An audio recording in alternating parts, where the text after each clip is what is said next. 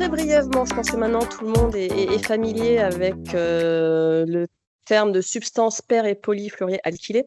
Juste peut-être pour illustrer cette classification générale, hein, pour dire à quel point on comprend pourquoi on a des milliers de composés, puisqu'on se base sur un caractère commun qui est une chaîne donc, d'atomes de carbone liés à des fluores, donc liaison très stable, d'où cette appellation, hein, de polluant éternel. En complément donc, de cette stabilité qui fait que dans la nature, ça va se transformer par de la persistance, on va également avoir certains composés qui vont être mobiles. Donc, une caractéristique qui va permettre une dissémination sur de longues distances. Autre conséquence, hein, de cette stabilité chimique, c'est que l'élimination des PFAS, hein, notamment la destruction, est techniquement difficile et coûteuse. J'ai cette petite illustration avec les quatre molécules, là, PFOS, PFBS, PFOA, PFH, PODA.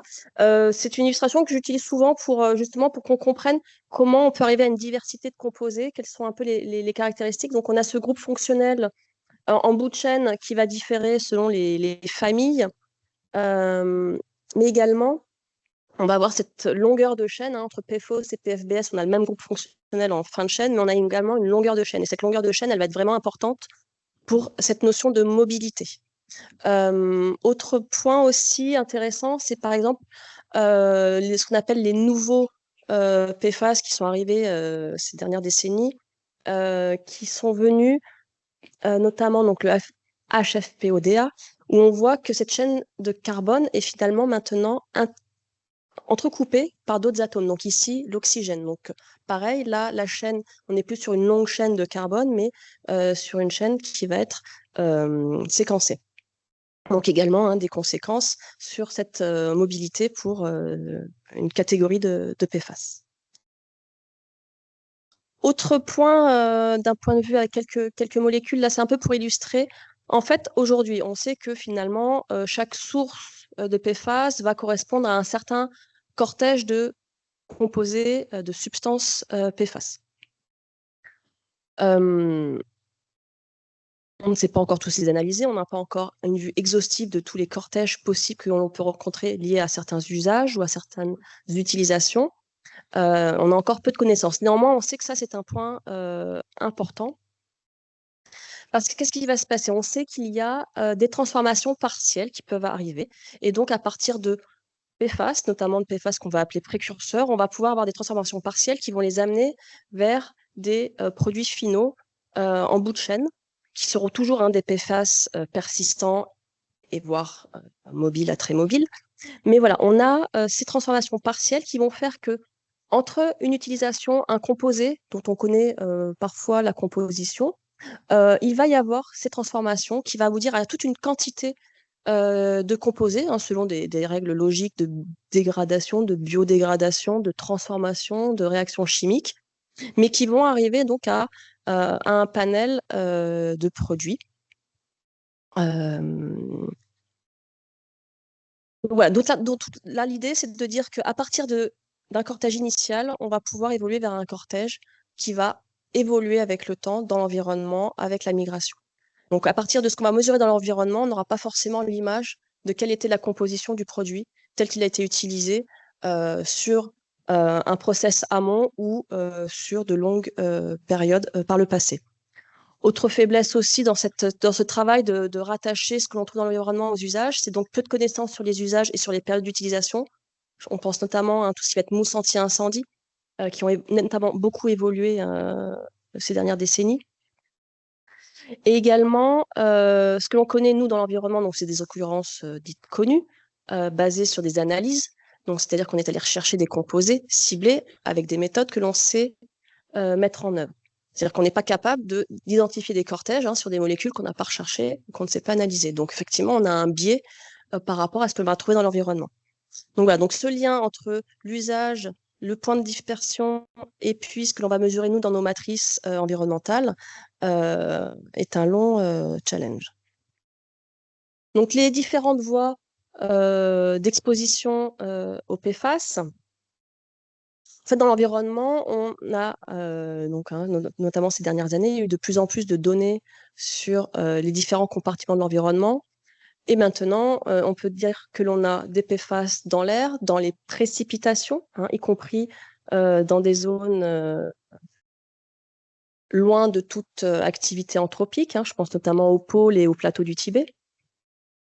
On a bien évidemment des PFAS dans les sols, dans les sédiments et donc dans tout le cycle de l'eau. Les différentes voies d'introduction, elles vont être directes ou indirectes. Voici, on va dire, les grandes catégories que l'on avait identifiées, hein, dès le début du projet, hein. Les sites industriels qui fabriquent ou utilisent des PFAS, les points d'utilisation des mousses anti-incendie, que ce soit pour de l'entraînement ou pour de la lutte contre des incendies, donc notamment les aéroports, les sites d'entraînement, donc les sites incendiés. On a également toutes les sources liées au rejet d'eau usée traitée, puisque le constat est que les traitements des eaux usées n'est pas forcément adapté pour abattre l'ensemble des PFAS présents dans ces eaux usées. Eaux usées domestiques notamment, hein, qui vont collecter les eaux de tout à chacun, puisque nous, hein, maintenant, hein, c'est bien connu, hein, qu'on va avoir des PFAS, hein, dans nos habitations et dans nos usages.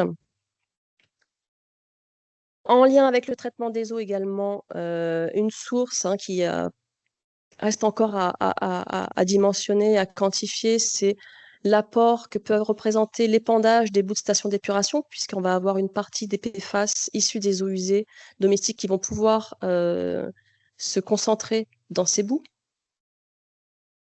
Nous produisons des eaux usées, mais également des déchets. On va donc avoir une source liée au site de stockage de déchets, y compris déchets ménagers. Et donc, les lixivias sont concentrés, peuvent être concentrés en PFAS, et des lixivias mal gérés, non traités ou des infiltrations peuvent venir donc être une source de PFAS pour l'environnement.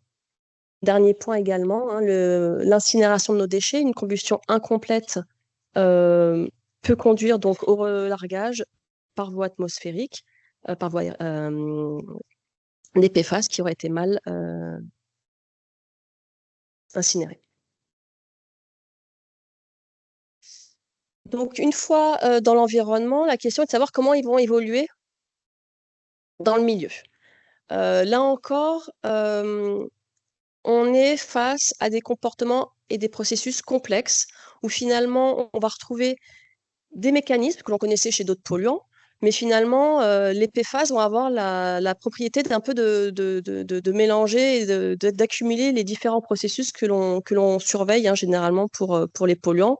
Donc, notamment des phénomènes de sorption sur les phases solides, des phénomènes d'accumulation à l'interface, notamment au niveau de la zone de battement de la nappe phréatique, hein, entre l'eau de la nappe, donc la zone saturée et la zone non saturée. À cette interface-là, on a une accumulation de PFAS. On a également de la volatilisation, l'absorption par le biote, la lixiviation, donc la migration vers les eaux souterraines, et également, il faut prendre en compte le transport colloïdal.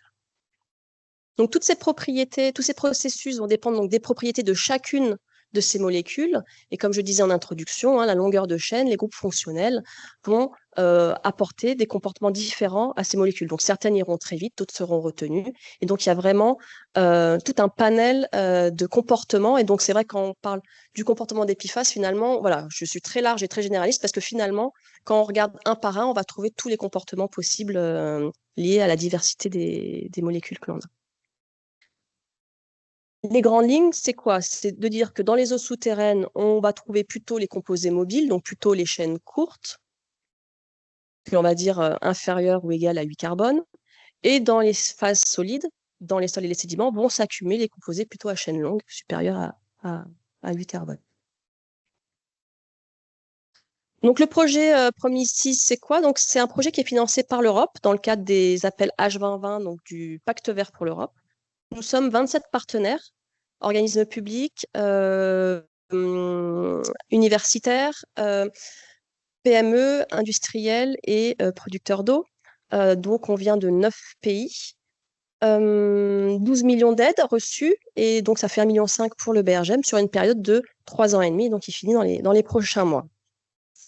Pour les partenaires français, nous avons notamment donc l'IPGP, Eric est ici, l'INERIS, Colas Environnement et Synaptech.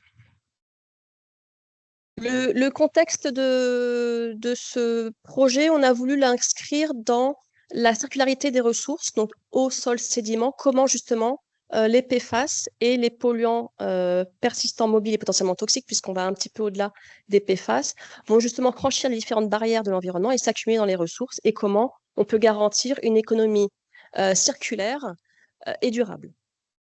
Le principe du projet, c'est qu'on va avoir des activités de développement de solutions, d'innovation, donc des méthodes analytiques, des outils d'évaluation, des outils de modélisation et des techniques de rémédiation.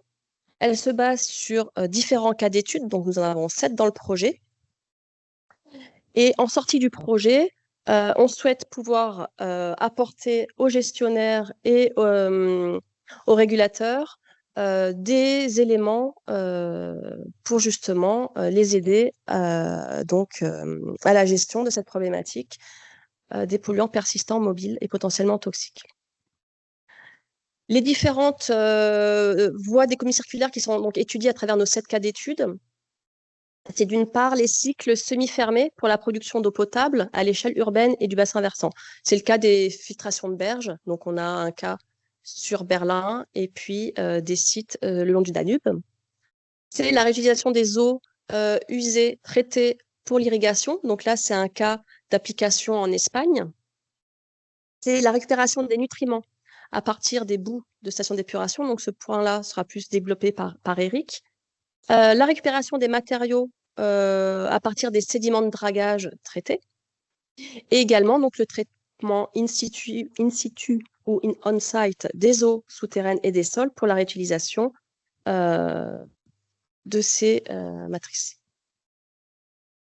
Les principaux résultats que nous avons obtenus, ça a été d'une part de mettre en place des méthodes analytiques pour détecter et quantifier les PFAS dans les eaux, mais également dans les matrices complexes, hein, les eaux usées, les boues, les sédiments. Apporter donc une meilleure compréhension des voies de transfert des PFAS donc dans l'environnement et leur accumulation donc dans ces différentes matrices. Produire des boîtes à outils pour prédire les propriétés de nos PFAS, donc à travers des outils tels que les QSAR, les QSPR, mais également des outils de modélisation de transport réactif. Également, tout un travail par nos collègues sur la toxicité des substances et des bioessais. Des approches également pour évaluer l'exposition et les risques, également avec nos partenaires allemands. Et comme je disais, donc, développer, tester des techniques pour traiter les PFAS, donc dans les sols, dans les sédiments, dans les eaux souterraines, dans l'eau potable, les eaux usées et les lixiviats de décharge. Donc, inutile de vous dire, je ne vais pas pouvoir développer tout ça en 10 minutes, mais on a beaucoup de livrables qui sont disponibles. Les prochains vont être disponibles d'ici la fin avril. Donc, vraiment, je vous invite à aller consulter ces rapports. Ils sont tous publics. On a quelques-uns confidentiels, mais voilà, la majorité est publique. Et puis, il y a également des publications. Pour ce qui est de nos développements, donc, sur les méthodes analytiques, donc elles seront plus longuement, les méthodes analytiques seront plus longuement détaillées dans l'exposé suivant. Là, juste, voilà, où est-ce qu'on est arrivé, nous, en fin de projet, enfin, plutôt en début de projet, puisque ces méthodes ont été utilisées dans le cadre du projet. Donc, très rapidement, au début du projet, on a mis les moyens pour pouvoir développer les méthodes qui étaient appliquées ensuite sur les cas d'études. Donc, nous avons développé des méthodes pour 56 PFAS, tant sur la phase liquide que sur la phase solide. Donc, dans le tableau, vous avez différentes limites de quantification pour les différentes matrices. Hein. Et puis, donc voilà, donc les méthodes, elles ont été développées notamment hein, pour les matrices complexes telles que les lixivias de décharge, les sols, les sédiments et les boues de stations d'épuration. Et également, hein, donc, pour les eaux usées, avec un gros enjeu qui était la compétition avec la matière organique. Et donc, dans le projet, il y a 4 laboratoires qui ont travaillé. Et donc là, je vous présente les méthodes développées par le BRGM. Donc là, c'était pour des méthodes ciblées, mais on a également fait un travail sur des caractérisations plus globales, notamment comment quantifier donc, le fluor organique, total, adsorbable ou échangeable, extractibles. Et puis également hein, les approches de type top-AC. Donc effectivement, les différents laboratoires ont travaillé sur les échantillons du projet pour évaluer justement la robustesse, dans quel cas on pouvait utiliser ces méthodes et quelles en étaient les limites. On a également testé des échantillonneurs passifs pour la surveillance des PFAS. Donc, ces techniques, elles ont été démontrées donc, sur les cas d'études et donc fin avril sortira un rapport qui fera le retour d'expérience du projet sur ces différentes techniques et donc proposer des stratégies de surveillance. Alors, stratégie de surveillance, d'une part pour l'évaluation de l'exposition, hein, des occurrences dans l'environnement, mais également l'évaluation des techniques de rémédiation, notamment hein, comment aboutir à des bilans de masse corrects, et puis également hein, la mise en œuvre dans les réglementations. Par rapport aux outils de modélisation, donc, nous avons développé notamment, parmi d'autres, hein, un outil qui consiste à coupler différents logiciels pour être capable de reproduire nos données expérimentales sur les différents composés PFAS que nous avons testés. Et donc, nous avons couplé des modèles donc, qui vont du 1D au 3D pour être capable de simuler donc, le comportement des PFAS dans la zone non saturée, mais également dans la zone saturée. Donc, dans le projet, on n'a pas regardé les colloïdes. Par contre, on a vraiment très bien décrit tous les phénomènes de sorption et d'accumulation aux interfaces. Et donc, pareil, là, c'est des outils qui sont maintenant disponibles en open source. Notre cas d'étude au BRGM, c'était les expériences menées sur la plateforme Prime. Alors, la plateforme Prime, nous a permis de faire des essais donc, de l'échelle du batch, de la colonne, jusqu'à une échelle semi-naturelle, qui est un pilote de 80 mètres cubes, qui fait 4 mètres de haut, dans lequel nous avons reconstitué un sol qui contient du sable, de la matière organique, des argiles, et nous avons appliqué une mousse anti-incendie au sommet, pendant une durée, un volume fini, donc 1,6 mètre cube. Et nous avons suivi donc les flux d'eau. Nous avons également mis en place une aspersion. Et nous avons donc suivi les flux d'eau et de PFAS dans la zone non saturée, dans la zone saturée. Nous avons également testé hein, nos échantillonneurs passifs sur ce site-là. Et donc, nous avons suivi la migration des PFAS. Et ensuite, maintenant, d'ailleurs, nous sommes en train de finir, nous avons testé les techniques de dépollution dans ce pilote. Donc, voilà, on a une phase de pollution et puis ensuite, une petite phase de dépollution. Sur la phase d'étude de la migration, donc, on a pu, grâce à ce pilote, jouer sur le niveau d'eau à la base du système, surveiller donc avec des bougies poreuses et des piézomètres pour la qualité de l'eau. Nous avons fait varier le niveau de la surface de l'eau et également nous avons appliqué un gradient hydraulique. Au niveau de la rémédiation, il me reste une minute. Ouais. Au niveau de la rémédiation, nous avons testé donc d'abord en laboratoire puis sur le pilote les fluides non newtoniens pour lessiver les sols. En fait, ce sont des mousses qui vont avoir la propriété, ou des gels, qui vont avoir la propriété de migrer dans un milieu poreux sans être impactés par les circulations préférentielles qui vont être liées à la porosité. C'est-à-dire que ce sont des fluides qui vont migrer de manière homogène à travers un milieu. Et nous avons donc développé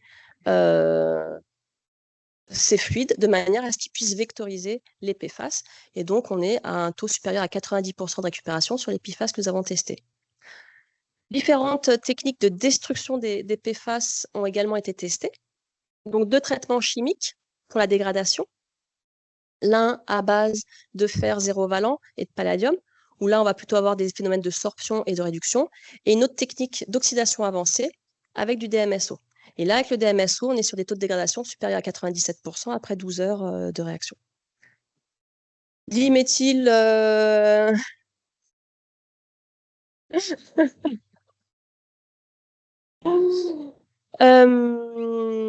traitement physique. Donc là, c'est une approche par sonocavitation. Donc en fait, la sonocavitation va avoir la propriété de casser brièvement les molécules d'eau et en même temps les molécules de PFAS qui vont être présentes et en solution dans l'eau. Donc en fait, on va exposer l'eau qui porte les PFAS et ça va exposer aussi les composés chimiques. Donc, c'était une technique qui est déjà utilisée pour le traitement des eaux usées. Et donc là, on essaye de le transposer au PFAS avec, pareil, des taux de dégradation supérieurs à 97% sur les PFAS testés. Dans le projet, on a également un partenaire qui a testé les traitements biologiques à base d'enzymes. Là, ici, les cinétiques étaient extrêmement lentes. Et donc, on n'a pas passé cette technique-là à l'échelle du pilote. Donc actuellement, nous sommes encore en train de tester les derniers procédés. Donc sur ce pilote-là, on a remobilisé les PFAS avec nos fluides non newtoniens et ensuite on a testé 3 techniques différentes pour traiter justement ces fluides. Donc un traitement avec sonocavitation, un parbulage pour avoir des mousses au-dessus et donc extraire les PFAS sous forme de bulles, et le charbon actif, et ainsi que la dégradation par oxydation avancée, avec des résultats qui sont prometteurs, et justement on devrait s'épargner. On va pouvoir vider notre pilote et les eaux qui vont avec sans trop de soucis de pollution au PFAS. Dans les projets européens, il y a un volet qui est également assez important et attendu, c'est le Science to Policy. C'est comment la recherche va venir alimenter notamment les politiques publiques. Voilà, comment on transforme la R&D en élément opérationnel pour la société. Nous, dans le cadre donc, de Promises, on est en train de publier différents rapports, policy briefs, des recommandations justement pour la réglementation. À l'échelle du BRGM, ça se traduit également par des appuis auprès du ministère pour la mise en œuvre des directives, pour la préparation des arrêtés, donc arrêté ICPE, arrêté surveillance. Également, ce projet va venir alimenter l'expertise de nos collègues qui sont dans Aquaref. Et également, à la fin du projet, la mise en ligne à disposition d'un outil d'aide à la décision, donc ce qu'on appelle le DSF. Donc, dans le DSF, vous pourrez trouver une liste de substances, leurs propriétés, notamment persistance, mobilité, toxicité. Voilà. Et donc, voilà. Donc, pour avoir beaucoup plus de résultats, je vous invite à aller sur le site web. Également, on a un espace Zenodo avec tous nos livrables accessibles. Et puis, la page européenne également. Voilà. Merci pour votre attention.